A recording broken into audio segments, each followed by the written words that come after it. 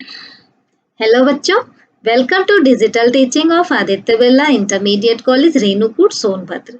बच्चों, मैं डॉक्टर स्मिता सिंह आपको इतिहास पढ़ा रही थी, जिसमें आप पढ़ रहे थे इतिहास का पार्ट 2 लेखन कला और शहरी जीवन। इसमें हम मेसोपोटामिया के परिप्रेक्ष्य में पढ़ रहे थे इस चैप्टर को, और आज हम पढ़ेंगे इस वीडियो में लेखन के बारे में, लेखन कला का विकास, लेखन प्रणाली और साक्षरता मेसोपोटामिया के जो है परिप्रेक्ष्य में, और लास्ट में हम पढ़ेंगे लेखन का प्रयोग। तो सबसे पहले बच्चों अब हम चलते हैं कि लेखन के बारे में, कि वहाँ जो है किस तरह का लेख वहाँ से मिला था। तो सबसे पहले हम समझेंगे कि भाषा क्या है। भाषा जो है मौखिक या शाब्दिक भावाभिव्यक्ति है। अपने भाव को जो हम अभिव्यक्त करते हैं वो कैसे, भाषा के माध्यम से। और प्रत्येक समाज की अपनी भाषा होती है।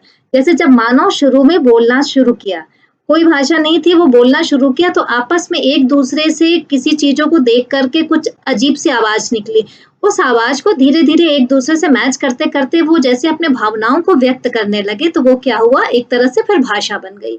तो अलग अलग एरिया में, अलग अलग क्षेत्रों में अलग अलग भाषाएं होती हैं, जैसे जहाँ के लोग जिस तरह की भाषा बोले, और फिर उस भाषा को हम जो है अभी तो बोल के हम कर लेते हैं, फिर आगे जो है भविष्य में उसको संजोने के लिए क्या करते थे, लेखन का प्रयोग किया गया, उसको लिखा गया, जिससे वो आगे भी चलता रहा।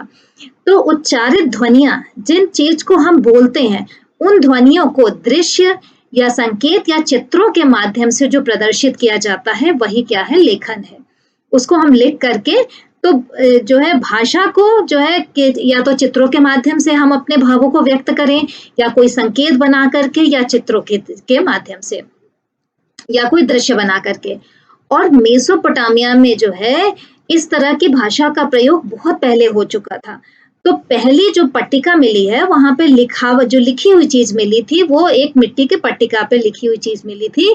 वो पहली जो पट्टिकाएं उनकी मिली थी स्टार्टिंग में, वो 3200 ईसा पूर्व की थी। मतलब सबसे प्राचीन उन्होंने लिखना कब शुरू कर दिया था, 3200 ईसा पूर्व से ही उन्होंने लिखना शुरू कर दिया था। और उनके जो है उसमें चित्र के जैसे चिन्ह व संख्याएं दी हुई थी। उनकी लिपि कैसी थी, वो चित्रों के माध्यम से या संख्याओं के माध्यम से उस तरह से वो लिखते थे। और उसमें चित्र क्या बनाते थे, जैसे मछलियों का चित्र बना दिया, ब्रेड का बना दिया, रोटियों के बना दिया, या बैलों के बना दिया, इस तरह के चित्रों का वो प्रयोग करते थे, क्योंकि वो उनके आम जो है बोलचाल की भाषा थी, या वो दैनिक जीवन में प्रयोग होने वाली चीजें थी, जिसके माध्यम से वो समझाते थे। और ये लिखने वाली चीज, लिखने की जरूरत क्यों पड़ी, तो ऐसा हुआ कि जैसे हम लेन देन करते हैं किसी से, तो उसको जो है याद रखने के लिए अपने जो है, या फिर किसी को आगे बढ़ाने, पास करने के लिए उसको हमको लिखने की जरूरत पड़ती है।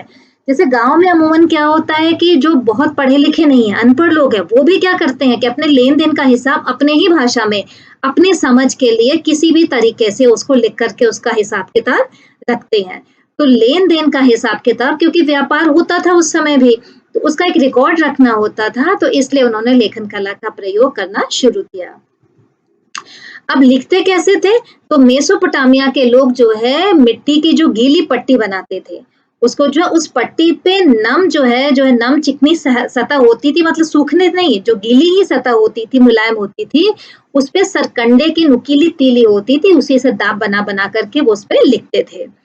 और जो लिखावट थी उसको कहते थे कीलाकार लिपि। उस समय जो लिपि जो प्रयोग होती थी, जैसे अभी हम लोग देवनागरी लिपि का प्रयोग करते हैं, तो उस समय जो उनकी लिपि का प्रयोग किया जाता था वो क्या था, कीलाकार लिपि। कीलाकार क्या होता था, लैटिन भाषा का एक शब्द था क्यूनिफॉर्म। तो उस क्यूनिफॉर्म से ही बना हुआ था। क्यूनिफॉर्म में क्यूनियस का अर्थ होता था खूंटी, और फामा का अर्थ होता था आकार। तो जो है खूंटी की आकार, मतलब एक तरह से वो जो जो लिखावट थी उनकी, वो कील के डिजाइन की थी। तो इसी तरह से वो जो उसको कीलाकार लिपि कहते थे, और क्यूनिफॉर्म यानी खूंटी के आकार की जो डिजाइन होती थी, जैसे जो लिपि थी उनकी, उस पर लिखते थे वो। तो ये जो है यूनिफॉर्म यानी कि जो है कीलाकार लिपि उस समय प्रयोग में थी। और कैसे लिखते थे, पहले जो है लिपिक, जो लिखने वाले लोग होते थे, वो क्या करते थे, मिट्टी को गीला किया, उसको गूंथने के बाद उसकी एक जो है पट्टी बना दी है, और पट्टी जो है उसको थाप के पट्टी बनाते थे, और ऐसे आकार की बनाते थे कि वो हाथ में आसानी से पकड़ा जा सके। और इन पट्टियों को सूखने के बाद जो है, मतलब सूखने से पहले ही उस पर लिख देते थे, क्योंकि सूखने के बाद उस पर आप कुछ लिख नहीं सकते। और उस लिखने के बाद उसको धूप में सुखा देते थे और सूखने के बाद ये जो है मिट्टी की पट्टियाँ बिल्कुल बर्तनों की जैसी मजबूत हो जाती थी। और उसके बाद उस सूखी हुई पट्टी पे दोबारा आप कोई जो है डिज़ाइन चिन्ह कुछ भी जो है उस पे बना नहीं सकते थे, लिख नहीं सकते थे। इसीलिए जो है क्योंकि वो जो है इतनी सारी पट्टियाँ उस पे लिखी गई थी, तो जब एक काम के लिए एक पट्टी लिखा फिर वो दोबारा उस पे वो बेकार हो जाती थी, उसको फेंक देते थे और फिर नई पट्टी पे चाहे छोटे से छोटा हिसाब लिखना हो, हर चीज़ के लिए उसको हर बार इनको एक नई पट्टी की आवश्यकता पड़ती थी। अच्छा, मिट्टी आसानी से मिल जाती थी तो उसकी पट्टी वो हर बार नई पट्टी बनाते थे। तो इस तरह से जो मेसोपोटामिया की खुदाई में जो है सैकड़ों पट्टिकाएँ मिली हैं। और 2000 ईसा पूर्व के आसपास जो है उनकी जो लिपि थी वो कीलाकार थी और भाषा कौन-सी थी? सुमेरियन थी। तो वहाँ से लेकर के जो है 3200 ईसा पूर्व से लेकर के 2000 या 2600 ईसा पूर्व के आसपास जो है, वो उनका जो है वर्ण कीलाकार था और भाषा जो बोलने वाली उनकी जो है सबसे प्राचीन भाषा उनकी थी ये सुमेरियन भाषा। और इसका जो है लिखने की आवश्यकता क्यों पड़ी? तो एक तरह से जो हिसाब-किताब रखते थे उसके साथ-साथ अन्य आवश्यक जो है उनकी अन्य आवश्यकताएँ जो है उनकी बढ़ गईं। तो और भी क्या किस लिए इनकी ये इस्तेमाल होने लगा पट्टिकाएँ? शुरू में तो लिखने ये जो हिसाब-किताब रखने के लिए लिखते थे। बाद में इसका प्रयोग होने लगा किसमें? शब्दकोशों का रिकॉर्ड बनाने में। मतलब ये धीरे-धीरे जो है ये परिष्कृत होती गई। फिर शब्दकोशों का रिकॉर्ड बनाने के लिए इसको लिखने लगे, भूमि के हस्तांतरण को कानूनी रूप देने के लिए। मतलब अगर एक जो कोई भूमि है वो एक हाथ से दूसरे हाथ में गई, मतलब एक व्यक्ति से दूसरे व्यक्ति के पास गई तो वो उसको कानूनी मान्यता देने के लिए अन्यथा दूसरा व्यक्ति मानेगा ही नहीं, ये हमारी भूमि उसके पास चली गई। तो उसको कानूनी मान्यता देने के लिए एक तरह से प्रूफ रखने के लिए जो है लिखावट इसका प्रयोग होने लगा। फिर राजा के कार्यों का वर्णन करने के लिए, मतलब राजा की तारीफ करने के लिए कि राजा ये करता है तो उसमें होने लगा। फिर जानकारी देने और संदेश देने के लिए, जो कोई संदेश किसी तक पहुंचाना हो, भिजवाना हो तो उसमें भी इस तरह के जो है संदेश का प्रयोग होने लगा इस पट्टिकाओं का। और उसके बाद देश की आम जनता जो होती है उसके लिए कानूनों को जो है जो परिवर्तन होता है कानूनों में उसको उद्घोषित करने के लिए, मतलब लोगों को बताने के लिए कि ये कानून यहाँ से ऐसे जो है परिवर्तित हो गया है, ये बदल गया है। फिर 2400 ईसा पूर्व के बाद सुमेरियन जो भाषा थी उसका स्थान ले लिया अक्कदी भाषा ने। और अक्कदी भाषा ने ले लिया लेकिन लिपि वही थी, लिपि वही इनकी कीलाकार लिपि ही चलती थी। और इस प्रकार अक्कदी भाषा में कीलाकार लेखन जो है 2000 से अधिक वर्षों तक चलता रहा, यानी पहली ईसा पूर्व तक जो है ये इसका प्रयोग होता रहा। फिर जो है आता है लेखन प्रणाली।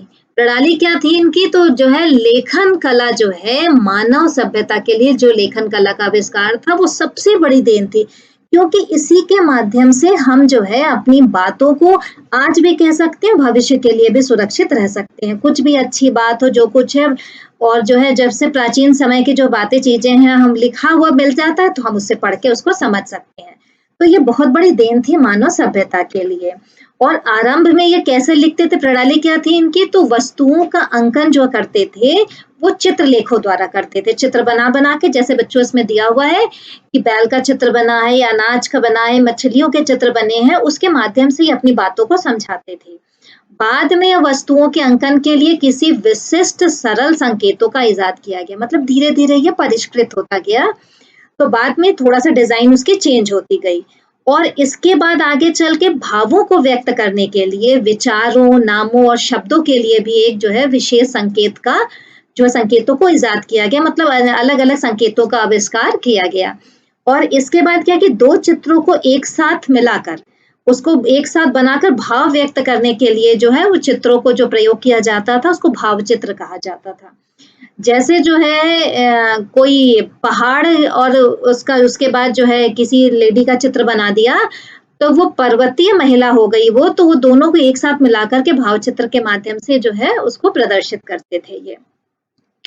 फिर भाषा विशेष की ध्वनियों को दृश्य के रूप में प्रदर्शित करना एक महान बौद्धिक उपलब्धि मानी जाती थी, क्योंकि ये लिपिक का काम होता था और लिपिक जो है बहुत बुद्धिमत्ता पूर्ण से ढंग से ये जो है उसको प्रदर्शित करता था, उस लिपियों को उसको दिखाता था।